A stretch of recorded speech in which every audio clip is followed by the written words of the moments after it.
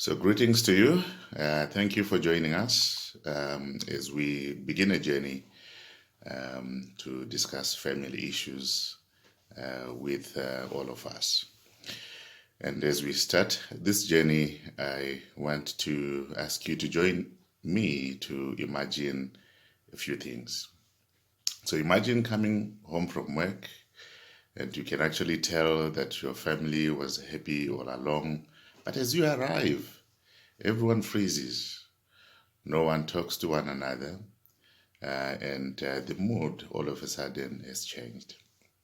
Imagine having married for so long, but your relationship is joyless, and you find yourself happier away from home, or when you are with other people, apart from your spouse. Imagine a life of abuse, physical, emotional, and verbal. Imagine. Imagine sending your child abroad for studies, and then the child returns with nothing to show for the time spent at college. Sadly, the reality is this: for many families, this is not an imagination. Excuse me, this is actually reality. Our observation from reading material, from experiences which we have had with clients as they narrated their stories in counseling sessions, has led us to realize that there are many people who unfortunately are failing to enjoy one of the greatest institutions which God has given us, which is the family.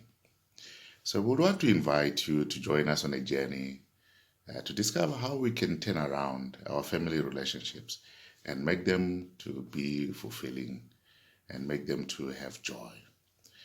We can actually enjoy family life. So, welcome to what we're calling our family affairs on Mondays, where we will discuss various issues meant to enrich family relationships. These family affairs on Mondays are hosted by the College of Marriage, Parenting and Family Affairs. We are an institution which is a learning center for issues related to marriage, issues related to parenting, and issues related to the family in general. We are driven, by a desire to see people equipped with tools and skills for them to enjoy family life. That is what is our passion. That's what our desire is. And so today we just want to focus on enjoying family life as we start. And reality is this: one can just be asking and wondering, why should we talk about enjoying family life? Why talk about family life? There are two reasons really for that. One is this: we have observed that many people are struggling when it comes to their families. Many are struggling. And what we have observed is this: as we have worked with various people, we have discovered that many people are suffering from the success failure syndrome. They are struggling really in um, many areas while succeeding in one area. So, in this area, and for many people, they will be succeeding maybe at work. But when it comes to issues that matter for them, which is at home, they find themselves fading, they find themselves struggling. And I first came across the term called destination sickness a couple of years ago after attending a seminar by an organization called The World Needs a Father. And this seminar was held here in Harare, and the organization is based in South Africa. One of the presenters at that seminar, a guy called Jihad, mentioned this term destination sickness. and I've adapted it in a way. And here's what I discovered. And this is why we need to be talking about enjoying family lives, because many people are really struggling when it comes to their families. So, destination sickness is the syndrome of a person who has arrived and discovered they are nowhere. They've achieved their goals and they find that they're not what they had anticipated them to be. So they suffer the disillusionments of promises that cease to excite. So it looked like it was going to be exciting to be at the top. And you get there and you discover that it's not actually what you intended it to be. There are all things money can buy, but find decreasing satisfaction in all they have. The way they've always wanted to be, having everything they've always wanted to have, but not wanting anything that they've got. So these are people who've become a wall of a success downtown and a pathetic failure at home. They are a big shot with the boys and girls in the office, and a big phony with the boys and girls at home. They're a status symbol in society and a fake with their loved ones. They're hitting the marketplace and a disaster at home. They climb the corporate ladder of success while their significant relationships are crumbling. At the end of it all, they wonder what was life all about, because they would have failed where it mattered the most, what is known as fulfilling relationships. And friends, for many of these people, existential confusion that then sets in. And I've worked with a number of people, and I'm sure we know a number of people also who are suffering from destination sickness. So that's why we need to talk about, the issue of enjoying family life. So number one is this: people are really struggling when it comes to their families. And the second thing why we should talk about, family life, enjoying family life, is simply because of the fact that people lack tools and skills for them to enjoy family life. What we have discovered is that, there is a mistake which we generally make in our lives, which is of assuming that because we are now adults, we have the capacity to manage marriages, with the capacity to manage, parenting, with the capacity to handle family issues in general. And the assumption is because we have matured, we have become adults. But in reality, we are struggling. And that's the reality.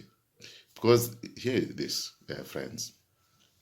While there are places where people can learn almost anything pertaining to life, there are few structured places, if any, that prepare people to handle issues around the family institution. There are very few. So we go to school to learn business, we go to college to learn about how to run companies, how to become good workers. But there are very few very few places where we can actually go to so that we can learn to handle the family institution. So many people are therefore ignorant on how to handle family relations in a way that promotes joy to the family. So many people simply do not have the skills which are needed for them to make the family life work. That's why we're talking about, family relationships. The Bible says in Ecclesiastes 10, I just thought maybe I could, share this scripture, Ecclesiastes 10:10. If the axe is dull and its edge unsharpened, more strength is needed, but skill brings success. So it is not maturity that will bring success, it is actually skill that will bring success.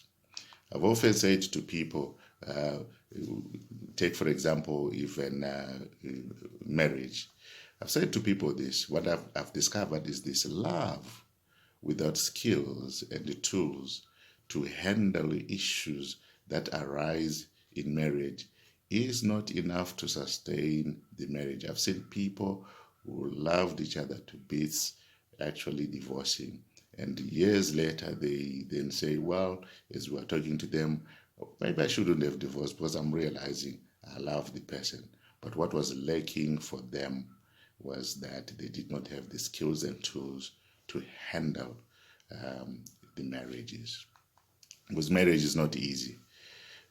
Dennis and Barbara Rain once said the following: once the honeymoon ends, once the emotions of courtship and engagement subside, many couples realize that falling in love and building a good marriage are two different things.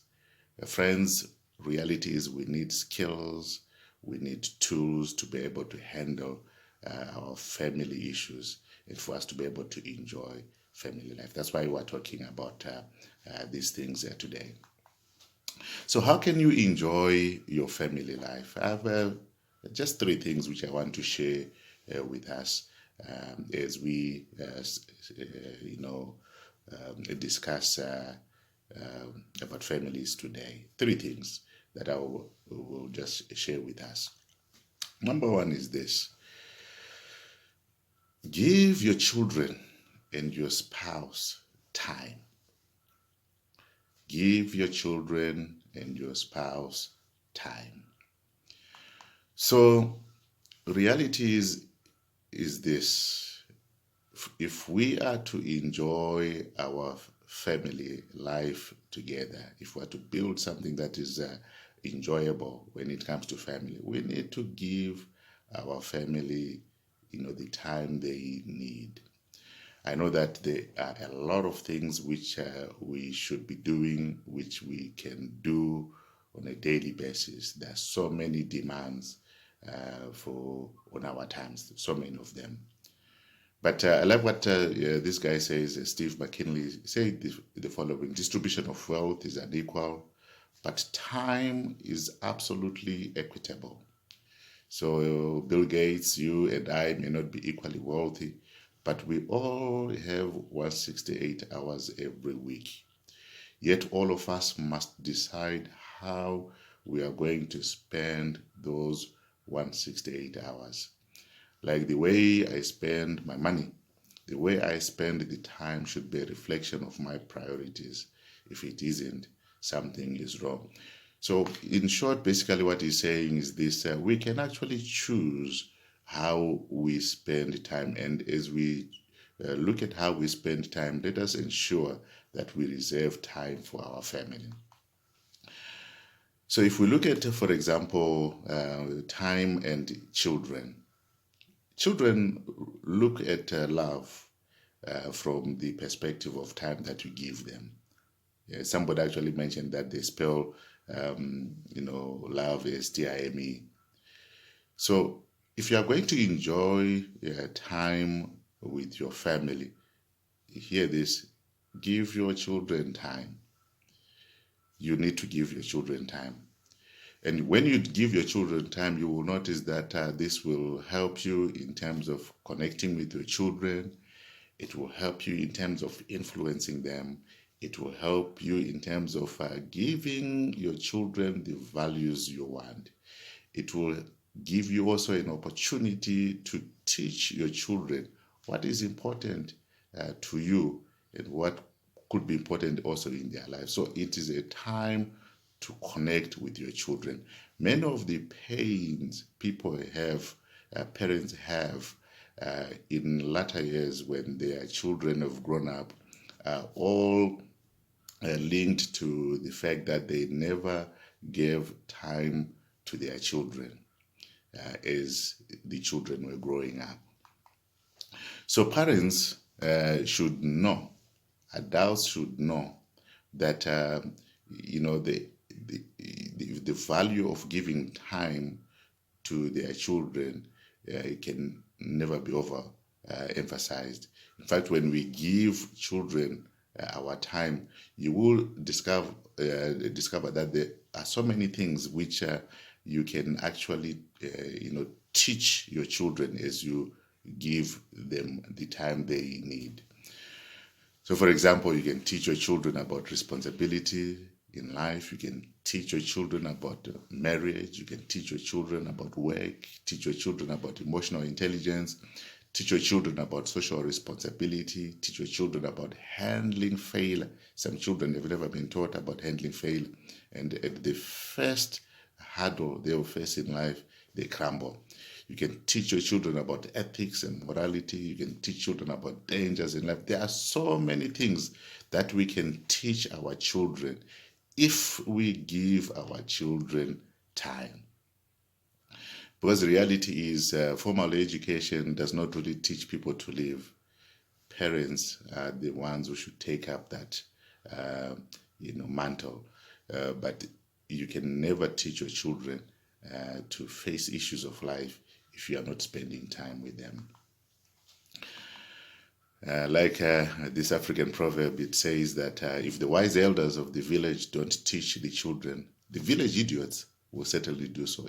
So if you don't spend time with your children, reality is somebody else will begin to teach your child certain things that will make you not to enjoy your child. I've worked with many parents who ask me, I don't even know where my child got this from.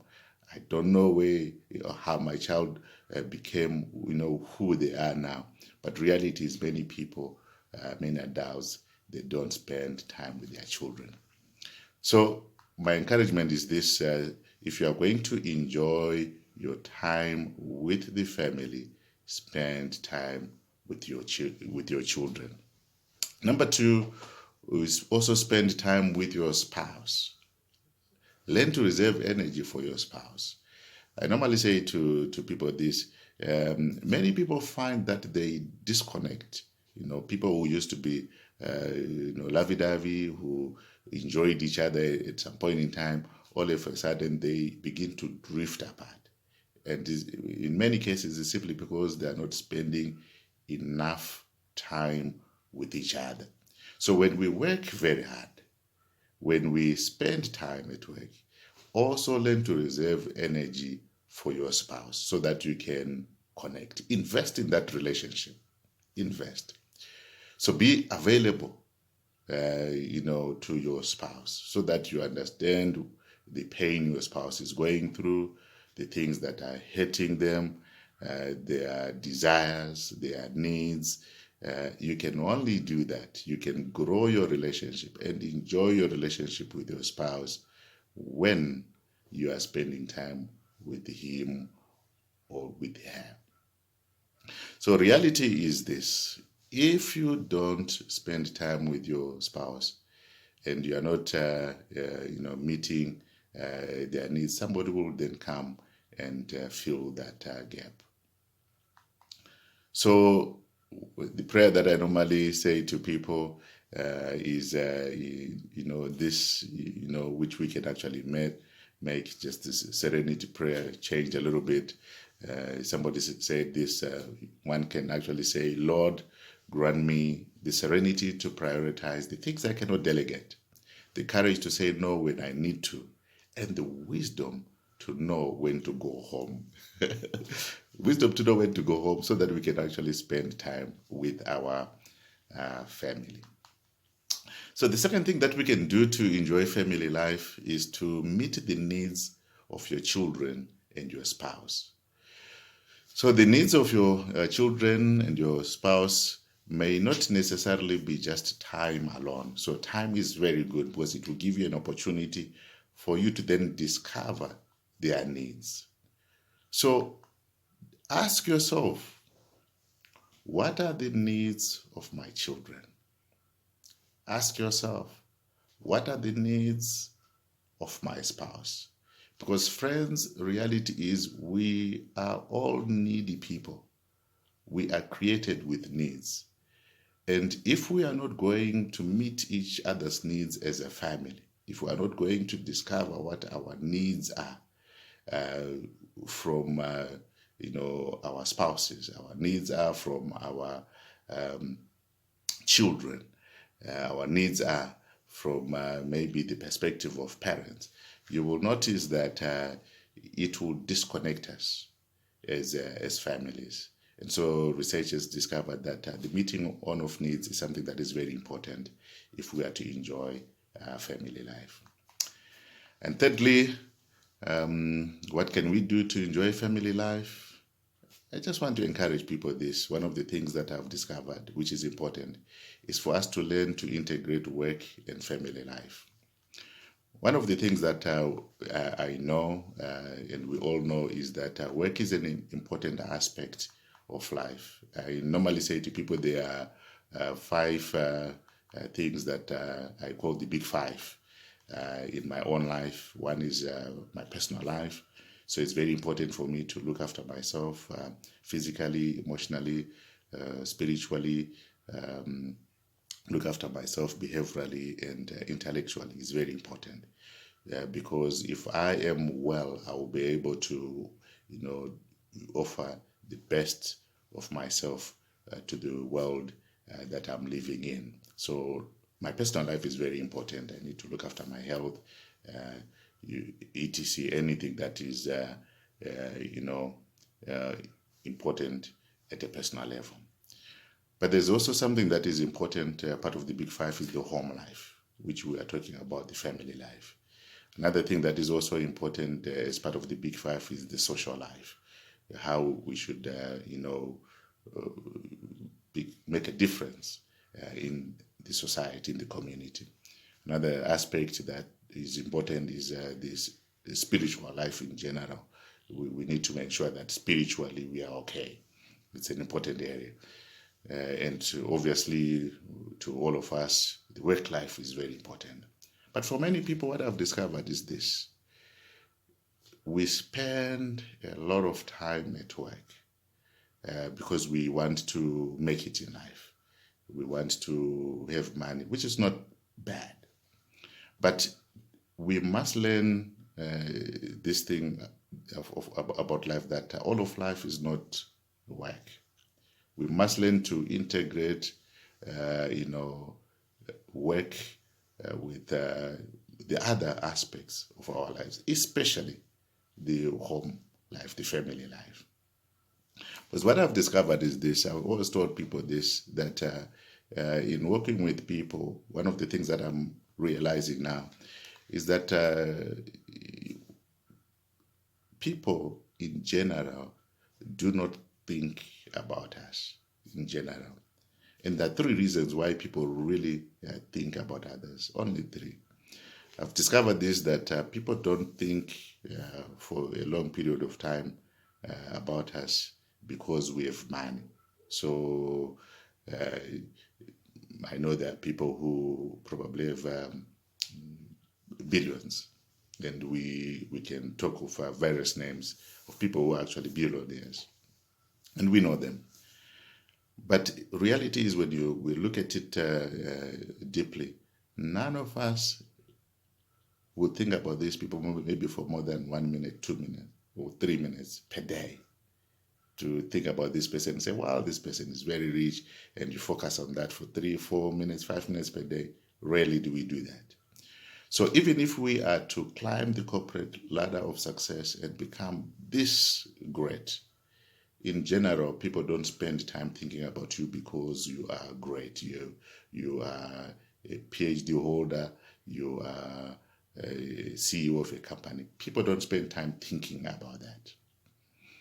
I've discovered that for people to remove themselves from their own thoughts about issues around their lives and then begin to think about you, it will be only for three reasons. One is that it is because they love you. So when people love you, guess what? They'll think about you for 1 hour, for 2 hours. If you're not there with them, they are concerned, they are worried. Where is my husband? Where is my wife? Or the children are asking, when is daddy coming home? Because it's a relationship of love. They think about you because they love you.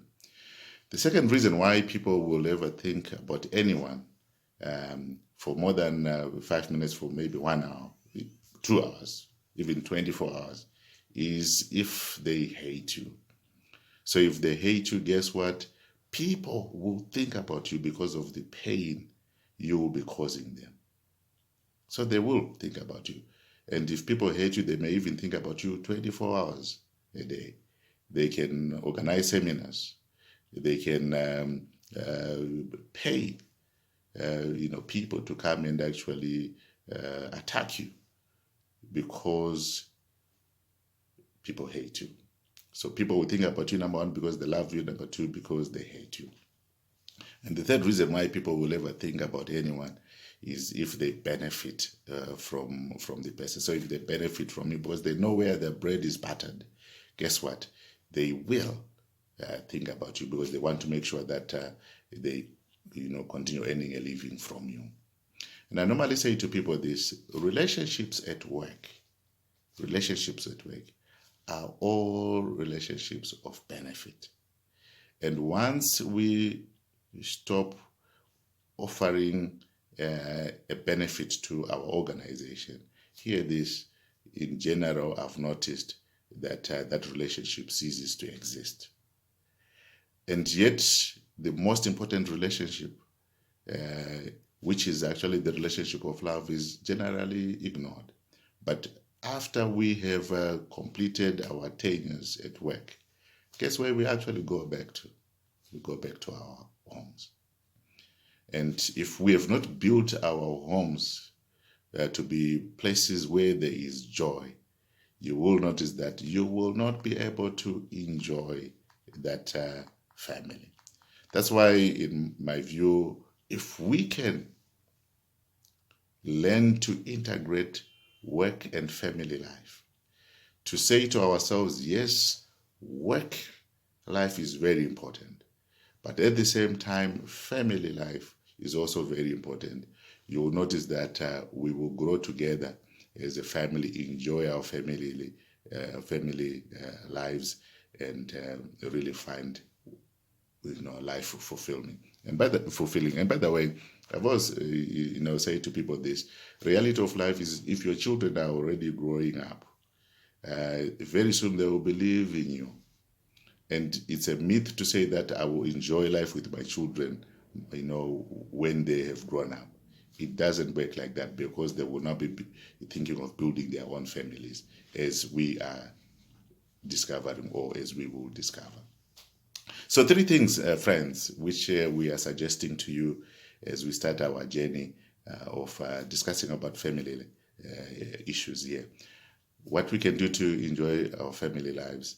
Number 1, spend time with your family. It's very important. Number 2, meet the needs of your family. And number 3, integrate work and family life.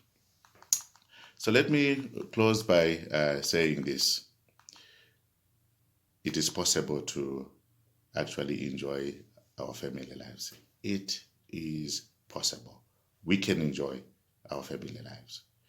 And I want to encourage you to join us on this journey of discovering together many things we can do to promote healthy marriages, to promote good relationships between children and their parents, and for us to promote joy-filled families. God bless you. Have a wonderful day. Bye-bye.